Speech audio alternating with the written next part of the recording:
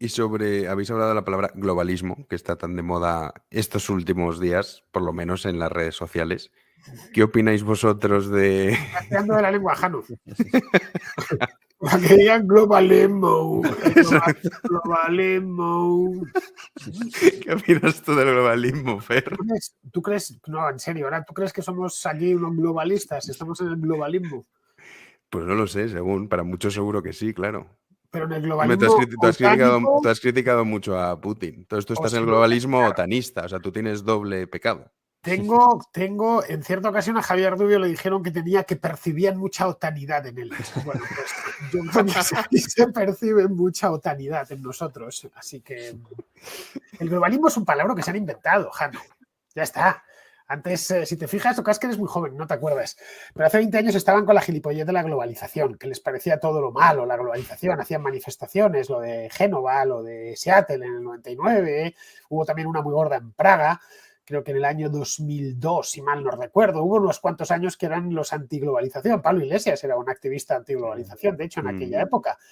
Y la cosa se quedó ahí porque la globalización era inevitable, en tanto en cuanto es inevitable desde que el hombre es hombre y nos gusta comerciar con otros semejantes. Ya está, no estamos incompletos y necesitamos a los demás, ¿no? Yo siempre tengo algo que otro deseará y ese otro tendrá algo que yo deseo.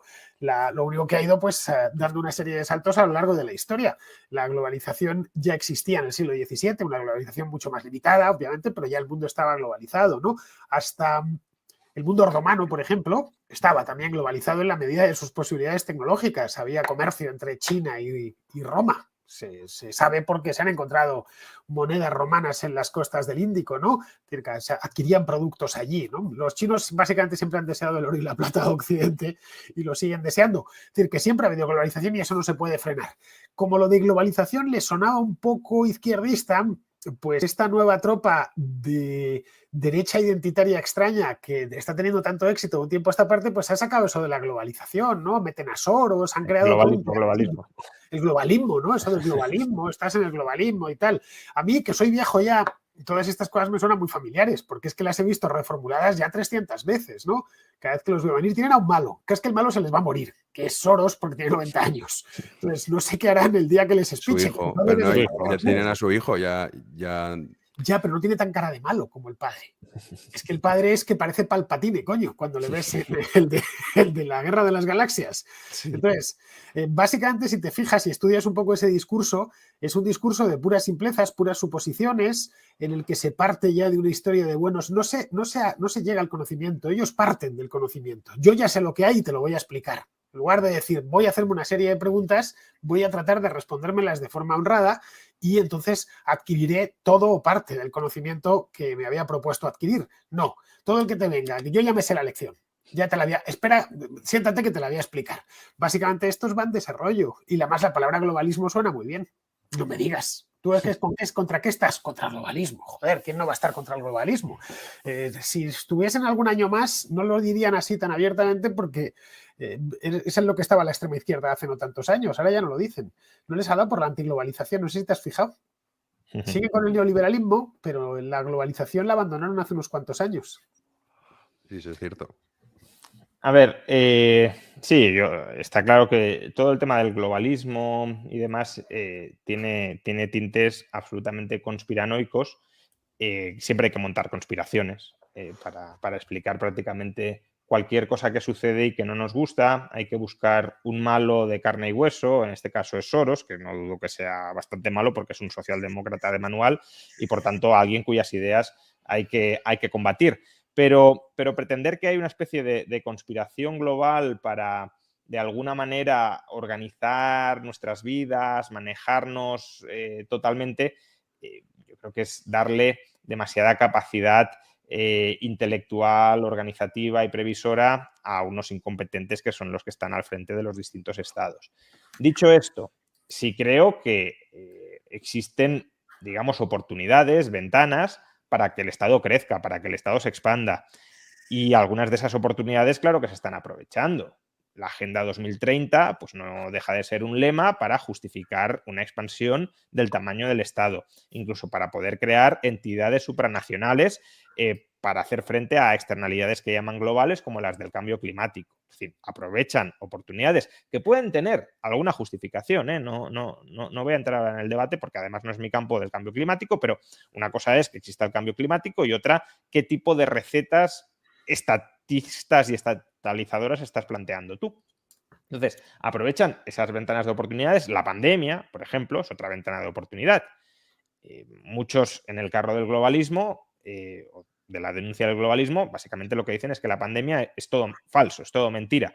Bueno, no hace falta llegar ni mucho menos hasta ese extremo conspirativo para reconocer que, claro, que los gobiernos han intentado aprovechar las pandemias para crecer, obviamente, como aprovechan las guerras, como aprovechan las catástrofes naturales, como aprovechan las crisis económicas, pero todo eso no significa que todas las guerras, algunas sí, que todas las guerras, que todas las crisis, que todas las catástrofes naturales, que todas las pandemias sean una especie de diseño del Estado para luego justificar la intervención. No, les viene, no lo esperan. Aquí en España, acordémonos el mes de marzo de 2020, si los que negaban la pandemia eran los que ahora decimos que son globalistas, que están intentando aprovechar la pandemia para crecer, en ese momento ellos decían, no, aquí no pasa nada, vamos a celebrar el 8M, todo va muy bien. Claro, luego ven la pandemia y ven cómo se pueden aprovechar de la misma y la intentan aprovechar, pero de ahí a que haya un plan pergeñado de antemano entre todas las élites globales, de alguna manera presidido por Soros, para tejer todo esto, pues es pasar al campo de la conspiranoia, claro.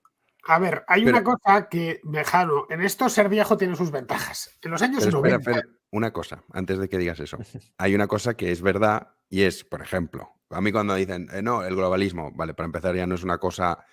Yo conozco mucha gente que está en esta línea, ¿no? Defendiendo esta línea. Y yo discuto con ellos y digo, pero a ver, explícame esto que tú me estás contando, que soy una persona con un Excel organizando el mundo, ¿cómo es eso posible cuando luego tienes países que adoptan políticas completamente diferentes? Habéis nombrado el cambio climático.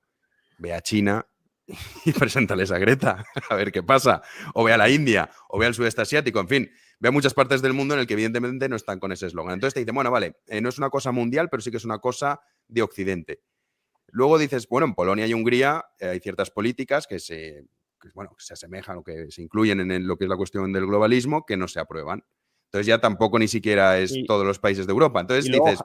Jano, si me permites, también aquí, ¿el Boris Johnson es globalista o no es globalista? Porque cuando sacó adelante el Brexit era un ataque al globalismo total porque se oponía a la Unión Europea, pero ahora que se está sumando al cambio climático, que se está sumando a la guerra occidental contra Putin, que también durante la pandemia ha intervenido mucho, entonces pasa a ser globalista. Bueno, si fuera globalista no hubiese promovido el Brexit, habría promovido la unidad de Reino Unido dentro de la Unión Europea, porque así tienes una unidad supraestatal todavía más grande, más unificada, que puede dialogar más de tú a tú con Estados Unidos, incluso los gobiernos del grupo de Visegrado, que hace 4 días estaban en el lado de los buenos y ahora son globalistas, porque se han opuesto a Polonia, claro, sí.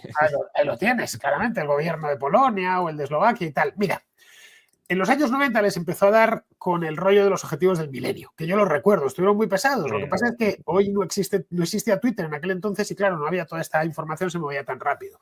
Tengo los objetivos del milenio aquí. Ojo, son de hace 22 años estos objetivos.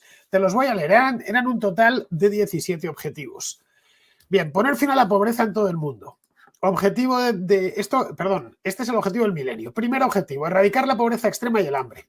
Bien, los objetivos de desarrollo sostenible de la Agenda 2030 son los mismos. Objetivo 1, poner fin a la pobreza en todas sus formas. Segundo, lograr la enseñanza primaria universal. Pues aquí resulta que tenemos lo mismo, pero en el objetivo 4, garantizar una educación inclusiva, equitativa y de calidad, promover oportunidades durante toda la vida para todos. Le meten más texto.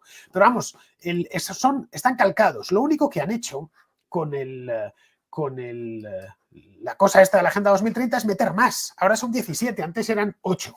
Y los restantes, bueno, el extra que le han metido es básicamente temas medioambientales. Bueno, aquí los tengo. Garantizar el acceso a una energía asequible, pues bla, bla, bla. Garantizar la disponibilidad de agua, la cosa esa de la igualdad entre los géneros, construir infraestructuras resilientes. Si es que es una chorrada detrás de la otra, que cualquier político lo dice a todas horas. Lograr que las ciudades y los asentamientos humanos sean inclusivos, seguros, resilientes y sostenibles.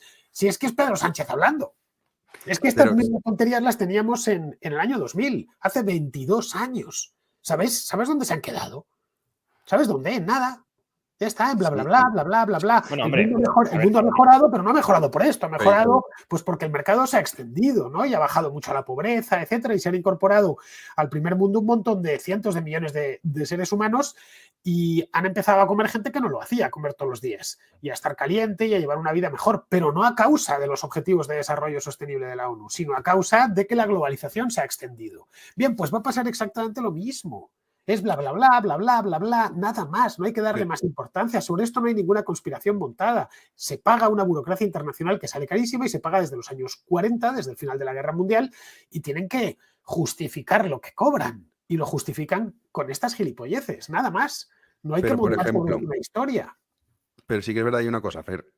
Hay políticas, las políticas medioambientales, vale, ya sabemos que valen en todo el mundo, hablamos de Europa, que sí que se están aprobando y adoptando al unísono en todas partes y que tú Pero no te esto es puedes al salir de margen ello. de... No, pero Jano, esto es al margen de la Agenda 2030. Es decir, el diseño de la Bueno, política sí, pero energética en Europa es de los años 90. Estamos ahora pagando las consecuencias. claro, pero lo que me refiero que España- sí que hay puntos que, vale, a lo mejor no es los que están en la agenda, pero sí que existe una especie de consenso generalizado Sí, y sí, es las políticas medioambientales son estas. sí. Y que incluso aunque tú no quieras adoptarlas o quieras salirte, no puedes. En O sea, es Europa. decir, No en confundas Europa Europa, sí, sí, no confundas justo, Europa. no, justo, es lo que he dicho. O sea, no Europa. es una cosa, sí, Europa.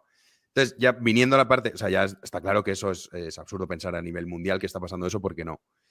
Sino en el caso de Europa, cualquiera que viva en otro país o haya vivido, le interese lo que pasa en otros países, sabe que no es cierto. Pero en el caso de Europa, la Unión Europea se ha convertido en un ente supranacional que sí que va por esa línea y sí que existe todo ese tipo de consensos.